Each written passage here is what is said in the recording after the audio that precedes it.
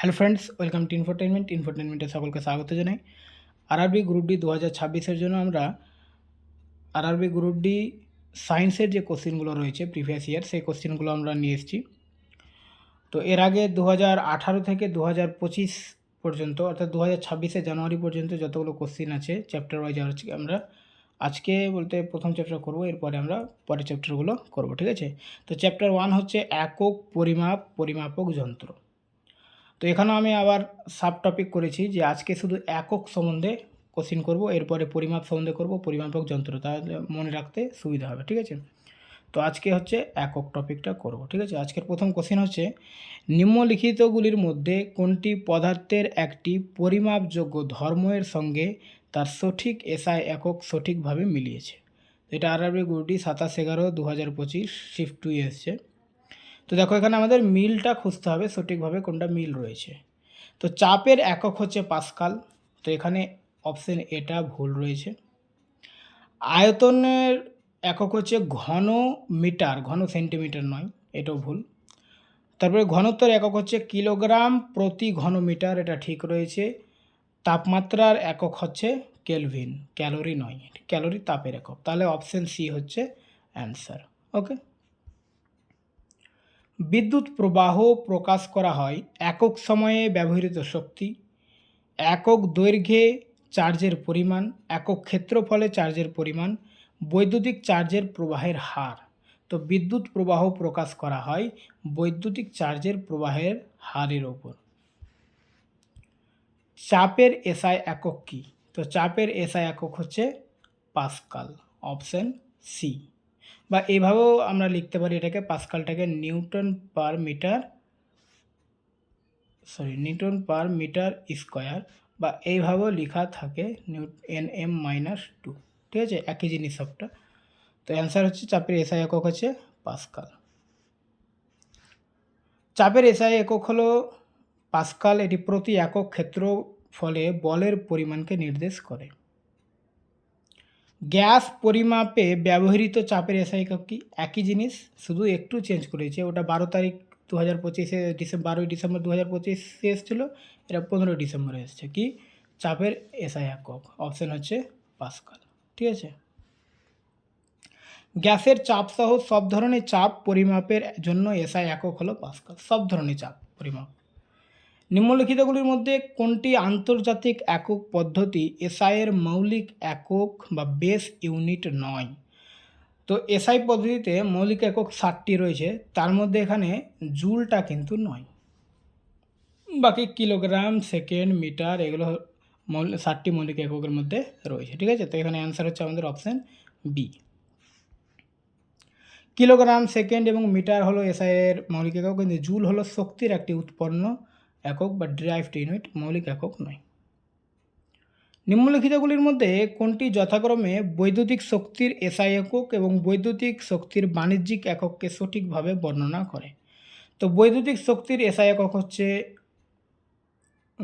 Watt, আর বৈদ্যুতিক শক্তির বাণিজ্যিক একক হচ্ছে কিলোওয়াট, ঠিক আছে। তাহলে এখানে অ্যান্সার হবে অপশান সি। হ্যাঁ, বৈদ্যুতিক ক্ষমতার বা পাওয়ারের এসআই একক হলো ওয়াট, এবং বৈদ্যুতিক শক্তির বাণিজ্যিক একক হলো কিলোওয়াট আওয়ার। বৈদ্যুতিক শক্তির বাণিজ্যিক একক হলো কিলোওয়াট পার আওয়ার, অর্থাৎ কিলোওয়াট ঘন্টা। পরে কোশ্চিন, প্রতিরোধের এসআই একক সমতুল্য। তো প্রতিরোধের এসআই একক কি? প্রতিরোধ বা রোধের এসআই একক হচ্ছে ওহম, আর ওহমের সমতুল্য হচ্ছে ভোল্ট বাই অ্যাম্পিয়ার, ঠিক আছে, অপশান বি। যে ভৌত রাশিটির একক ভোল্ট বা অ্যাম্পিয়ার তা হলো প্রতিরোধ। একই কোশ্চিন, শুধু অপশানের কোশ্চিন পাল্টেছে, তাই তো। প্রতিরোধের একক কি? আবার একই, শুধু অপশানটা পাল্টে দিয়েছে। তো প্রতিরোধের একক আমরা কি পড়লাম? ভোল্ট বাই অ্যাম্পিয়ার, যাকে বলা হয় ওহম, ঠিক আছে। তো অ্যান্সার অপশান সি, ওহম। বিভব পার্থক্যের এসআই একক হলো, বিভব পার্থক্যের এসআই একক হচ্ছে ভোল্ট, অপশান সি, ভোল্ট। রোধিতা বা রেজিস্টিভিটির এসআই একক কি? আচ্ছা, রোধের এসআই একক আমরা ওহম পড়লাম, আর রেজিস্টিভিটি বা রোধিতার একক হচ্ছে ওহম ইনটু মিটার। ঠিক আছে, তার মানে option D.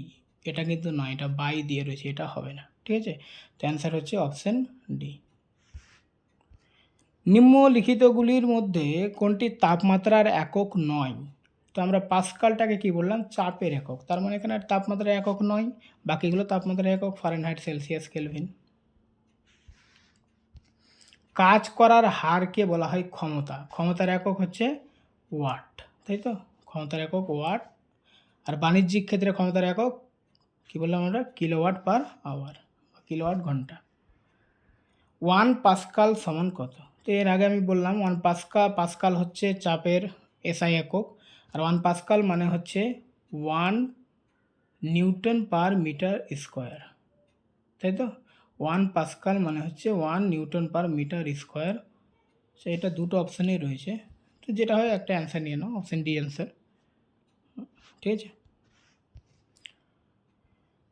Option D A যেটা নয় একই রয়েছে। ওজনের এসআই একক কি? তো ওজনের এসআই একক হচ্ছে নিউটন। ভর বেগের একক কি? তো ভর বেগের একক হচ্ছে কিলোগ্রাম, অর্থাৎ কেজি এম মানে কিলোগ্রাম মিটার পার সেকেন্ড, তাই তো। তাহলে আমাদের এখানে অ্যান্সার কোনটা হবে? পার যখন চলে আসবে তখন কেজি এম এস -1। ওকে, তো অ্যান্সার হবে অপশান বি। ভরবেগের এসআই একক হলো কিলোগ্রাম মিটার পার সেকেন্ড, অর্থাৎ কেজিএম এস -1। বৈদ্যুতিক প্রবাহের এসআই একক কি? তো বৈদ্যুতিক প্রবাহের এসআই একক হচ্ছে অ্যাম্পিয়ার, অপশান এ। বৈদ্যুতিক চার্জের এসআই একক কি? তো বৈদ্যুতিক চার্জের এসআই একক হচ্ছে কুলম্ব, অপশান বি।